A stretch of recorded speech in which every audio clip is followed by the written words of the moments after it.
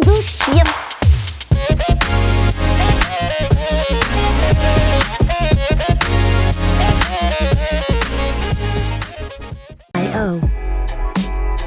Hey, salut à tous, c'est Kevin, j'espère que vous allez bien, moi ça va nickel. On se retrouve pour un tout nouveau débriefing spécial Coupe de France avec le match qui opposait les Girondins de Bordeaux face à l'Olympique Lyonnais. Mais avant cela, n'hésite pas à t'abonner à ma chaîne YouTube, à lâcher un gros pouce bleu, à me suivre sur Facebook, Instagram et Twitter qui sont dans la description. Sur ce les amis, on est parti pour le premier débriefing de 2022. D'ailleurs, bonne année.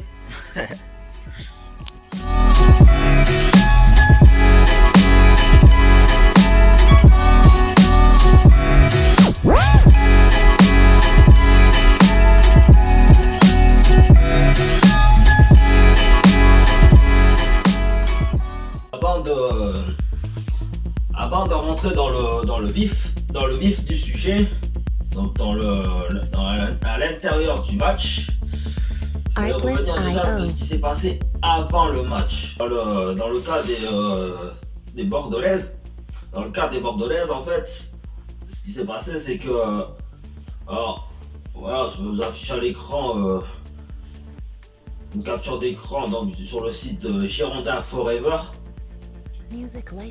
Donc il y avait après bon, on était bien au courant, tu vois, des joueuses qui étaient blessées, que ce soit Julie Thibault, Châtelain, Siska Folkersba, Melissa Herrera, Roman Bruno et ainsi de suite. Tout ça on était au courant, ça il n'y a pas de souci là-dessus.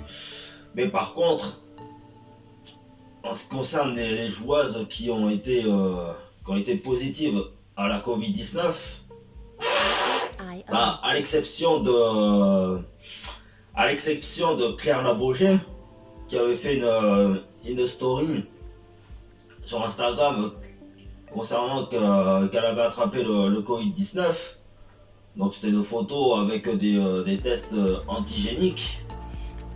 Et bizarrement, quelques secondes, voire quelques minutes après, elle a supprimé les deux stories qu'elle avait fait. Alors est-ce qu'on lui a dit en quelque sorte de pas rendre officiel encore le truc, ou tout simplement ou tout simplement le club cherche à censurer certaines choses. Et ça franchement, je trouve ça un peu bizarre quand même, tu vois. Parce que comme je dis, autant Claire Labauger, bon, j'étais au courant de la situation, mais en ce qui concerne Marion Alewin et Inès Jorena, on n'a eu aucune information concernant ces deux joueuses, quoi. Donc je disais quoi? Je disais oui, je trouve ça assez bizarre qu'il n'y a pas eu de communiqué officiel sur les joueuses qui ont été positifs à la Covid-19, quoi. Et il y a ça, puis Charlotte Bilbao, donc qui avait accumulé 3 cartons jaunes au cours de la première partie de saison, qui est suspendue. Et là moi-même c'est pour vous dire les amis que je savais pas que la suspension pouvait être prise en compte dès la reprise au mois de janvier, quoi. Enfin, lors de l'entrée en lice en Coupe de France. Normalement, ça aurait pu. La suspension aurait dû prendre. Aurait dû débuter lors du prochain match contre l'Avant Guingamp, quoi. Mais là, c'est franchement assez bizarre, quoi. Voilà, on a dû aller affronter des Lyonnaises qui apparemment avait l'effectif au complet, sauf Amandine Henry qui était suspendue. Mais on est allé affronter l'Olympique Lyonnais avec un effectif de 14 joueuses, quoi. Dont des joueuses de la catégorie des moins de 19 ans. Bon après j'ai rien contre ça bien entendu, hein, mais c'est vrai que c'était fallait pas s'attendre non plus à un miracle de notre part avec un effectif aussi réduit, quoi. Donc voilà. Donc maintenant on va entrer dans le vif du sujet du match. donc dans l'inside de cette Coupe de France. Donc voilà. Alors, ben, concernant le match, franchement, franchement, je me suis pas attendu à de grosses surprises de la part des Bordelaises, hein, honnêtement. Et surtout, surtout lors de l'ouverture du score de Wendy Renard. Franchement, tu vois, quand tu vois l'action, bon, bien sûr, tu la verras au montage, hein, bien entendu. Et quand tu vois l'action qu'il n'y a personne qui est au marquage sur Wendy Renard, alors qu'on sait très bien qu'elle a avec ses 1 mètre, plus d'un mètre 80, je crois, et son énorme détente pour placer nos têtes lors d'un corner, on sait très bien que ça fait très très mal. Et pourtant, il y avait personne au marquage sur elle et franchement, je me suis même étonné que la gardienne, donc Anna Moorhouse, donc l'anglaise, n'ait même pas bougé son cul, pour éviter que Wendy Renard place sa tête, tu vois. Et d'aller couper la trajectoire du ballon pour éviter cela, quoi. Donc franchement, comme je dis, mis à part, enfin, après le 3e et le 4e but, bon, qu'est-ce que tu veux que je te dise, quoi. Même le 4e but, bon, voilà, ça nous a fait défaut, hein, parce que, voilà, c'est juste un petit rebond de merde qui a ensuite flirté avec le bras de FPRIC. Voilà, hein, qui a malgré tout fait ce qu'elle pouvait pour éviter cette large défaite qui aurait pu nous attendre sur cette rencontre. Et aussi un grand bravo aussi à Andrea Lardez qui a évité le 5e but. Voilà, par un sauvetage sur sa ligne. Alors qu'il y avait pas mal de Lyonnaises dans la surface de réparation. Donc voilà, quoi. Tu te demandes pourquoi j'ai dit pourquoi le 1er, le 3e, le 4e but étaient propres. Non, attends, tu vas rigoler peut-être. Tu vas rigoler peut-être sur le 2e but. Parce que franchement, qui en 2021, enfin, je sais pas, peut-être qu'il y a des arbitres qui regardent mes vidéos, je sais pas, tu vois. Mais qui en 2021-2022 peut fermer les yeux sur ce genre d'obstruction faite par Marozane, par Jennifer Marozane. Qui peut fermer encore les yeux en 2022 sur ce genre d'obstruction? Parce que qu'elle ait voulu récupérer le ballon pour mener une situation dangereuse dans le camp bordelaise, je veux bien comprendre, tu vois. Mais est-ce que c'est une raison pour aller pousser la bordelaise et que tout le monde s'arrête et que elle, tranquillement, allez, je vais marquer le but, quoi. Et c'est pas, et là sur ce but, là ce que je dis, c'est pas de la mauvaise foi, c'est une réalité. Je sais pas ce que ça va être quoi la prochaine fois. Enfin, sur les prochains adversaires ou peu importe. Ça va être quoi? Ça va être un uppercut ou un front kick ou je sais pas, tu vois.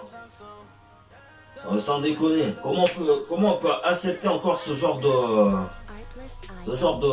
de geste anti-jeu dans le football, quoi. Comment on peut l'accepter encore, ça? C'est pas possible, quoi.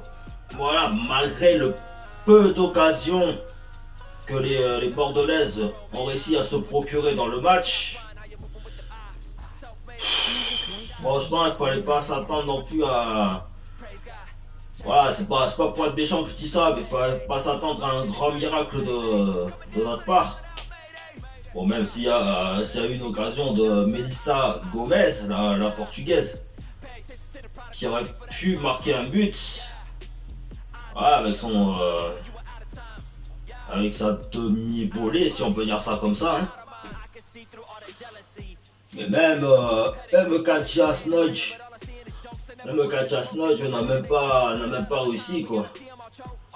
Donc franchement cette élimination est ma foi logique. Parce que bon, on avait un groupe vraiment très restreint. Mais j'aurais préféré, tu vois, que cette confrontation se fasse genre en quart de finale ou en demi-finale, quoi, tu vois. Comme ça nous aurait laissé le temps de se faire un petit chemin en Coupe de France. Tu vois, de l'entrée en lice jusqu'au quart de finale, à la limite. Parce que là, tomber contre l'Olympique Lyonnais directement en 2022, oh là là, c'est... En plus d'avoir un effectif même pas au complet, ça fait mal au cul quoi. Donc voilà. Bon après voilà, je suis pas de mauvaise foi, hein, j'accepte malgré tout la défaite et l'élimination. Hein. Mais c'est dommage. C'est dommage d'avoir fait ce match avec un groupe aussi restreint quoi. Et aussi sur le manque de communication du club sur les 3 joueuses qui ont attrapé le coronavirus. C'est exubérant quoi.